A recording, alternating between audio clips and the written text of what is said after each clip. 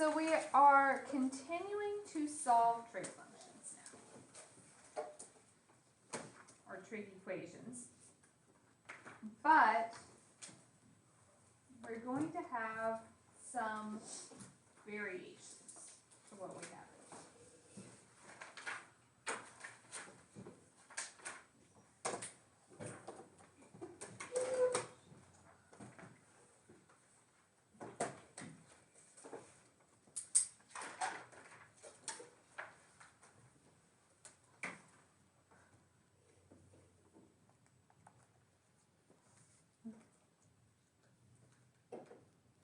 Let's look at this part. Now we need to think about our graphs for a second. When we are solving these problems, there's a couple different approaches, and I don't want to show you guys too much and confuse you, so we kind of need to decide what's going to make the most sense to us. Our normal trig functions have a period of what? 2 pi, with the exception of tangent and cotangent. They're the different ones. But normally, once you go all the way around the circle, you just start repeating yourself again. Now remember from our graphs, when you had a number multiplied or divided with your x, what did that do to the period? Yeah, it changed it. Either repeated faster or slower, depending on the problem. Okay. So normal cosine has a period of 2 pi. When we are graphing in chapter 4, our period was the normal period, which was 2 pi, divided by the number in front of x, which was 1/2. So this one will have a period of 4 pi. So that means if you're thinking about the graph of cosine, it doesn't end until you get to 4 pi. Right here in the middle, you're only halfway there. You're only at 2 pi. All right, so let's talk about what this does when we're solving. Everybody needs to pay attention here because there are some things that we have to watch out for. If we are just solving this like normal, if I try to get my cosine by itself, what do we do?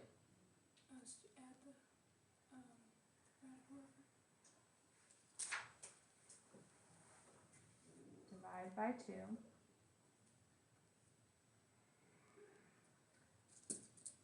Okay, in which quadrants is cosine positive? 1 and 4. Everyone with me so far? Okay, referencing. We're in radians. When is cosine radical 2 over 2? Pi over 4. Pi over 4. All right, here's where we have to watch. So, normally at this point we would say x equals. Tyler, are you with me? So our angle here is x over 2. So that means x over 2 could equal, in quadrant 1, pi over 4 is pi over 4. What's pi over 4 in quadrant 4? 7 pi over 4. But I need to find x. So what would I have to do? Multiply by 2. So x, pi over 4 times 2. Pi over 2 and 7 pi over 2.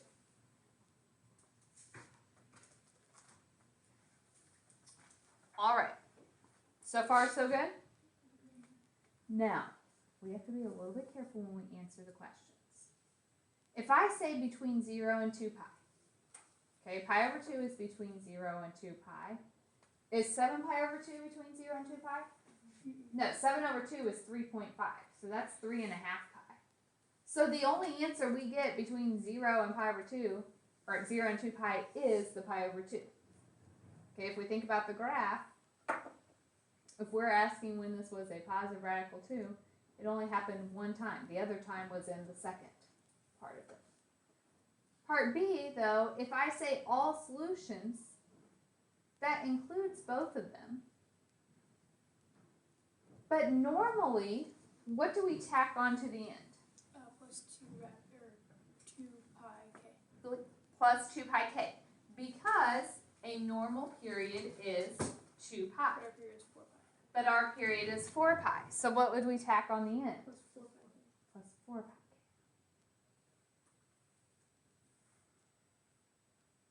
Where k is an integer. Okay. So what happens is our setup is the same, solving the equation is the same, but interpreting our answers is different. Because we no longer have everything with the same period.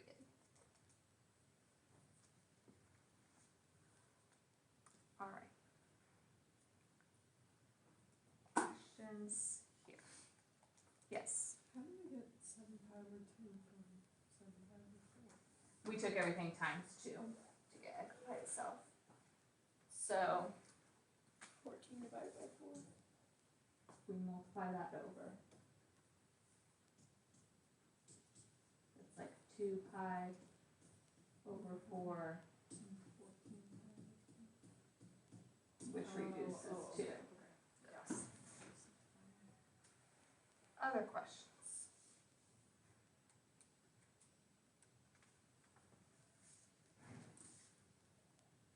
Okay. Let's look at another problem.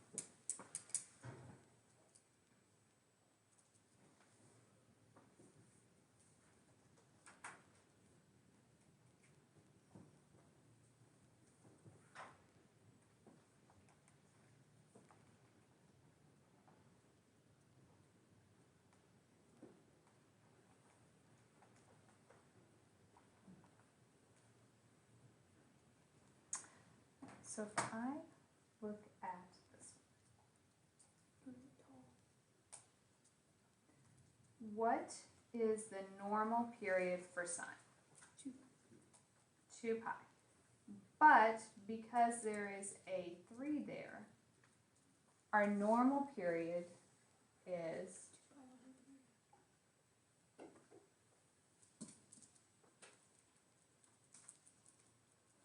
okay. So for part A, if I ask you to just solve this like normal, okay, I'm just asking when is sine negative 1. So if we think normally when sine is negative 1, that happens at 3 pi over 2. Alright, it's a 3x because 3x was my angle. If you're solving, you would have to divide by 3 or multiply by 1/3 and we get pi over 2. But here's where this really gets a little tricky. Normal sine has period 2 pi. But this one, it got all the way to the end and it's only 2 pi over 3. If I said tell me every solution between 0 and 2 pi, am I to 2 pi yet? No. We could go again, and now I'm still only at 4 pi over 3. Are we to 2 pi yet? We would have to go again, and that's 6 pi over 3, which is 2 pi. How many times would my graph hit negative 1? 3 times. 3 times. So I should have 3 answers, and I only have 1. Alright, so there are different ways of doing this. I'm going to show you guys 2 options, and this is where we kind of have to make a decision as a class how we want to keep doing the problems. So option number 1 is to start out like we have and say, okay, my period is 2 pi over 3. I know I have to get 3 answers between 0 and 2 pi. So to get the others, I would just take my first answer and add what? 2 pi over 3. Add your period. If that confuses you with adding, you can do the calculator. Remember we did that when we were graphing, but you just don't enter the pi. So you do 1/2 plus 2/3. And what do we get? 376.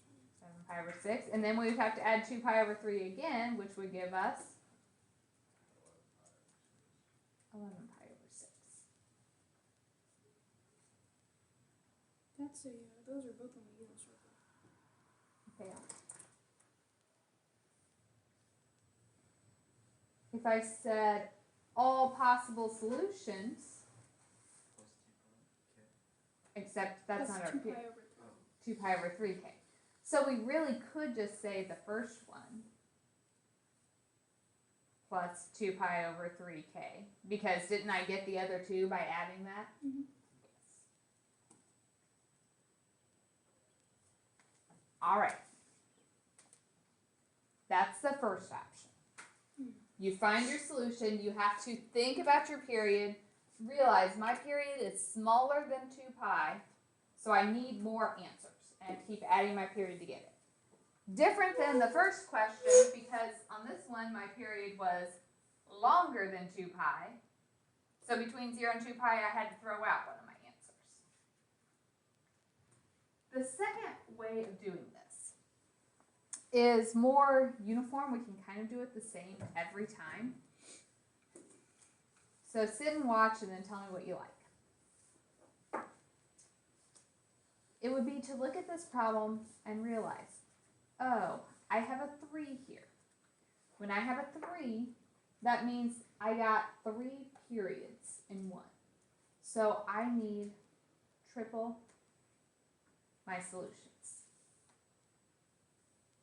So if I see a 3, it's going to add triple solutions. If I see a 2, it would be double solutions.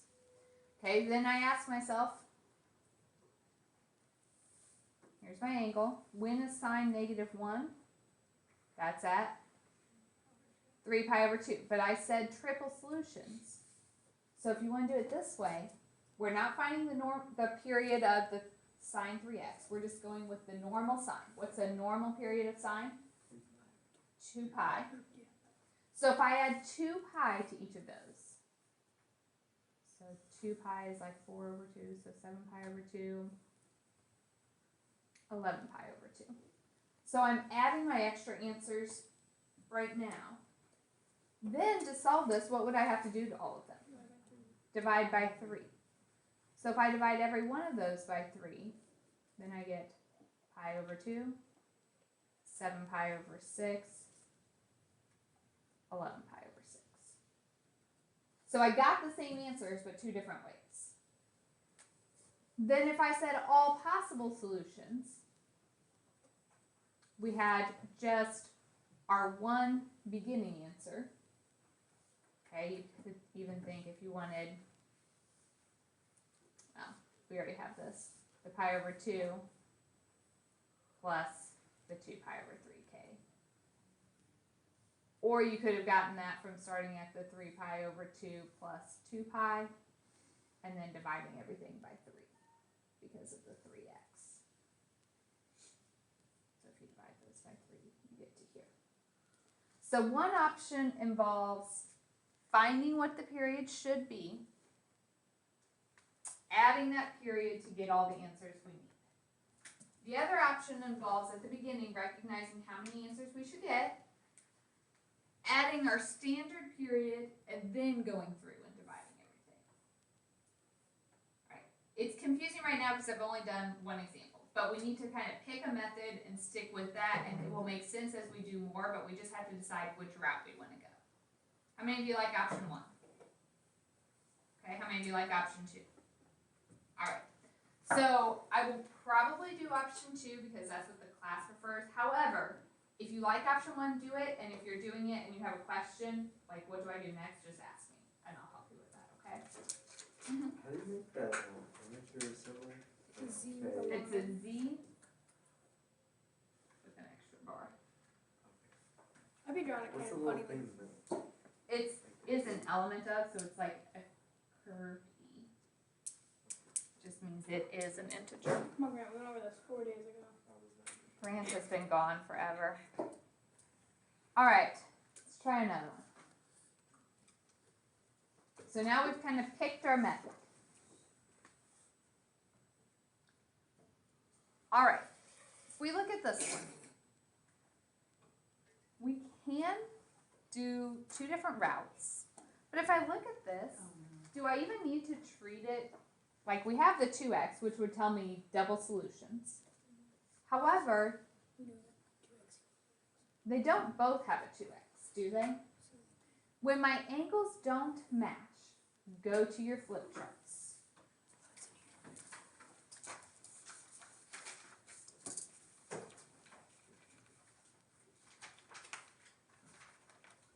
Oh, time Alright. 2x.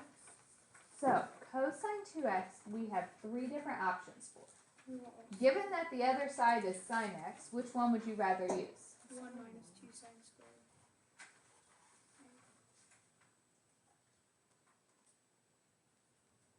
Okay. Oh my gosh, we're quadratic it out. Our flip chart. Double angle formulas. Now, do I even have to worry about the funny periods or anything? No, we just No, quadratic because it my out. angles are x. So it's only when the angle is something weird that we have to all the extra. So we would set this equal to 0. So we can add over the 2 sine squared x plus sine x minus 1. What should we do now? Slip and slide. Slip and slide. So that's sine squared x plus sine x minus 1/2. Or sorry, no, minus 1/2 minus 2. Alright, multiply to -2 and add to +1. Negative 1 is positive 2.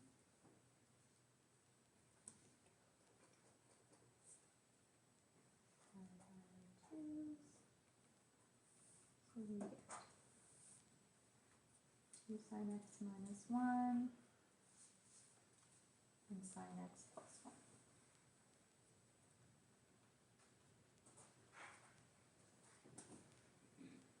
If we set those equal to 0,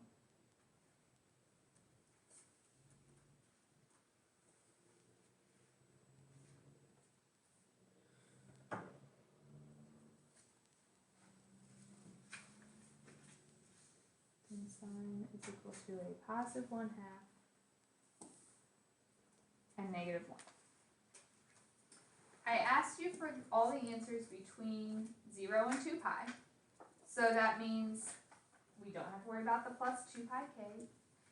My angles are just x, so I don't have to worry about double solutions or anything. We are just back to the problems like we were doing. Sine equals 1/2. And what quadrants is sine positive? Reference angle. When is sine 1/2? 30 degrees, pi over 6.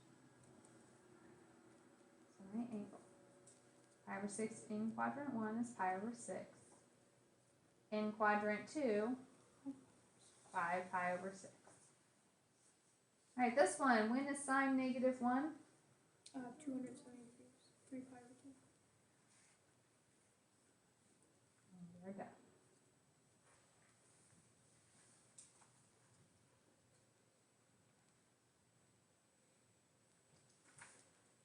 Alright, we are in degrees. I only want answers between 0 and 360. Is this one where I can just do an identity and get rid of it? Okay. So everybody with me, we have to get secant by itself. So that means the secant 2 theta would equal a negative radical 2. If you don't like thinking about secant, that means that cosine is 1 over radical 2 or radical 2 over 2. Because my angle is a 2 theta, what does that tell me?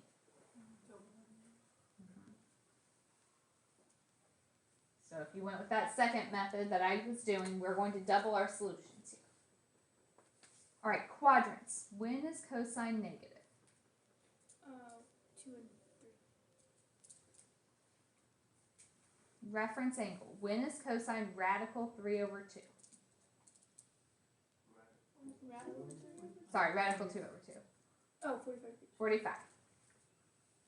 Okay, so my angle, 2 theta, can equal 45 degrees in quadrant 2. 3 pi over 4.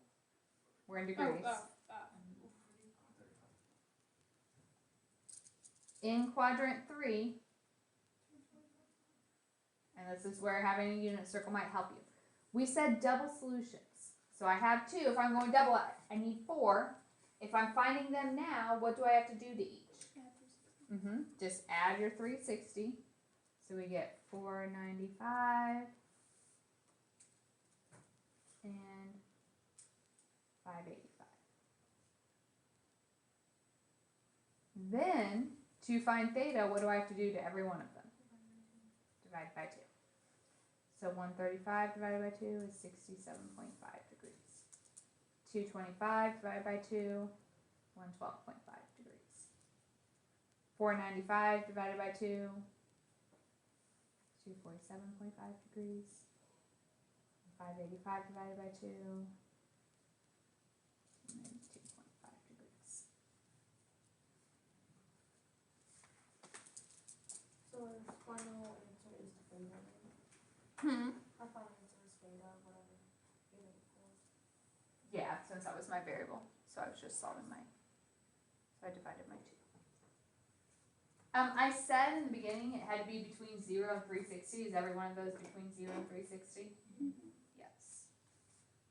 All right.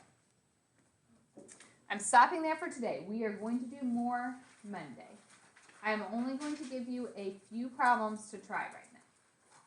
So page 273, 1, 7, 15, and 23. And you have some time.